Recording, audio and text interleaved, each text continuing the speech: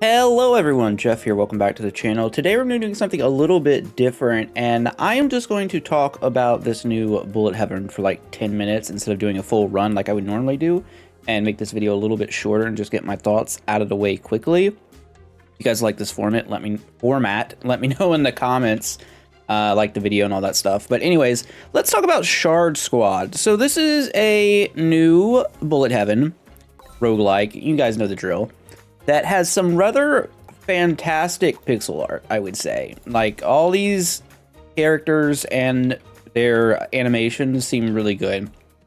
But really, all these characters really are attacks. I'm gonna take Drip because he was the last one I unlocked. I've played for about an hour and a half to see if there was anything more to the game.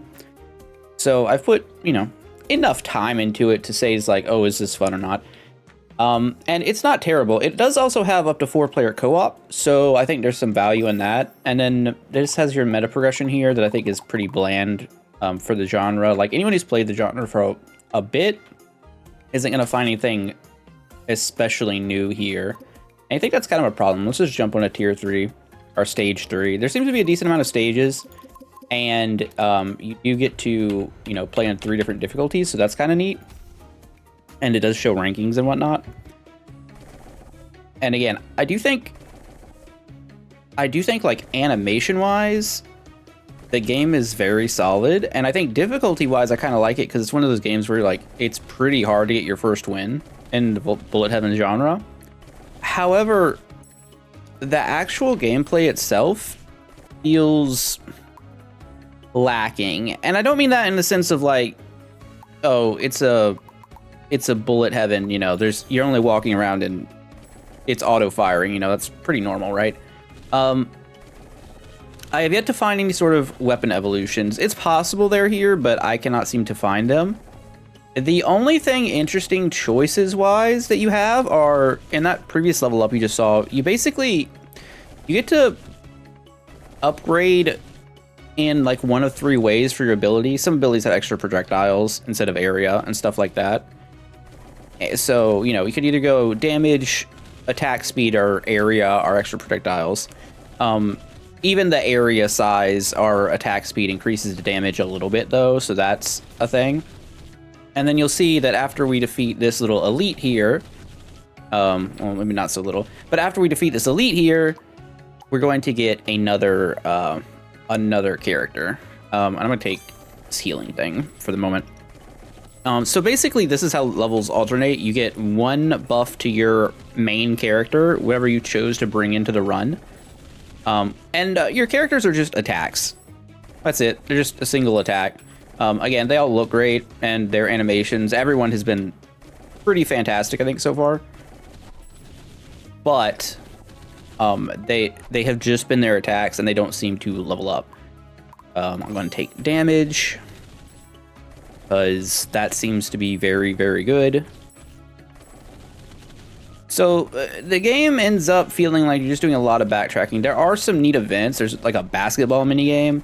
It's kind of just like go grab the things, but sometimes like you don't make the ball into the hoop. I don't know if anything actually affects it. I think it's random when you walk over the basketballs, but whatever. But anyway, this is like just another entry into the long line of Bullet Heavens that feel like that doesn't really do anything new, which is really a shame to me, because yeah, these are like global buffs for all your units. I would take cooldown reduction, which is really a shame to me because, again, I think this pixel art is like fire. I really like the look of this game, like a lot, but unfortunately, once you've played, once you've played Vampire Survivors, just doing the same old thing doesn't really cut it anymore, especially in a world where like stuff like Megabonk exists that does the Vampire Survivors thing, just then it's 3D. And if I want a top-down version, there's other games that give you more options. Like, I'm not even really a Deep Rock Galactic Survivor kind of fan, but that game has a lot going on with it. And again, I love the Pixar. Like, I think I like the look of this much better than like Deep Rock Galactic. I'm not trying to pick on that game, just saying, like, that's just a thing. So anyways, once you kill an elite, you're gonna get a squad member. You can pick from any of these. You can reroll if you want. The only other thing this has going besides you picking your, your level ups and your minor buffs is each character has like 3 different traits. So if I were to like pair a grass character with a grass character, we'll get like an effect. Like these are aquatic. Stylish summons Estopim, the paparazzi squirrel who stuns enemies when taking photos. We'll take this for getting too stylish. And Melody, which is spinning notes, which is Holy Bible. It's the Holy Bible effect, which I do think is pretty good. Okay, and there's the squirrel taking photos. Again, like this game does some stuff I like, and I really love the way it looks. However, what I've shown you right now is basically the extent of what's going on. You repeat this. I think the first couple stages were around the 15-minute mark, which, not terrible.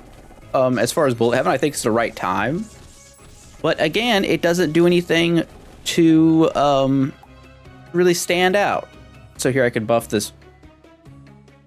his music skill, but I don't think that adds like more notes. I think you have to be him as your main to have that. All right, escort Zed to the waterfall. Okay, so I did want to get to this point where we get like some other types of quests, and they seem to be different per map. So it's not repetitive. Like work has been put in, like quality work has been put into this game. My problem is that there's nothing super original about this aside from, you get this like almost Pokemon-esque vibe with great graphics. Also, the game is like brutally difficult. Like, see, we're already dead. Terrible. I don't know if I'm supposed to be doing this yet or not. Honestly, we unlock new content. I'm not sure how. Cup of coffee with milk. Oh, for activating the stylish trait. Reduces the challenge, making the journey more peaceful, reduces Bixie's earned, and does not list your match in the ranking. Oh, that was the one other thing I forgot. So the only option is you also get to bring in 2 relics to every fight. And there seem to be a lot of relics to bring. So in that one, we brought in cooldown reduction and crit damage, which is just like generic. Some of these seem like they're a little more interesting. Obviously, this one is like you get less meta progression, but it's easier. I don't know why I'd want to do that. Just play in easy mode. Deals area damage when healing. These are really interesting, I think. But at the end of the day, the whole game itself feels a little shallow to me. So I mean, hopefully it's in early access, I believe. I'm gonna check now while I'm recording. Why not? Screw it. I'm checking the Steam page right now, just to make sure I'm correct on this. No, it's not early access. It is, however, okay. I didn't realize it was so cheap. It is $6 right now because it still has its 15% release discount. So if you're looking for kind of like a more of the same sort of bullet head, couple interesting things, and really good pixel art. I still say that. I like the characters. Like if we go through, like this guy has a flamethrower. Let me see. Oh, we'll just pull out the shark here. I'm just gonna step into a stage and show you guys real quick. Don't really care about winning. There seems to be a bunch of stuff to unlock if you want to do that. This guy is 2 guys. He's gonna shoot the projectile, and then at some point we should see a wave. Yeah. Oh, it has a sound effect too. I didn't even notice that. When I was testing this out, I didn't have the sound on because I was just playing on Steam Deck, which, by the way, that is important.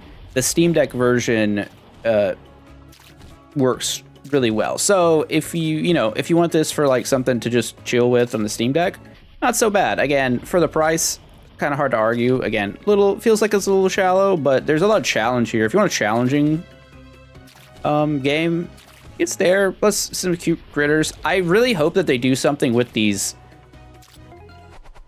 characters though, because I like the designs and I like the art so much. I feel like you could definitely make another game with them. But anyways, I just wanted to yap about this. And instead of, making super long videos on some of these bullet heavens that I try out and I just like don't like totally vibe with, we're gonna try and, I'm gonna see about doing some shorter stuff to go along with my super long content that I make sometimes, you guys know. I am down to drop an hour-and-a-half video. But anyways, thanks everybody for watching. If you enjoyed this, again, don't forget to let me know in the comments. Appreciate you all for watching, and enjoy your gaming. Bye.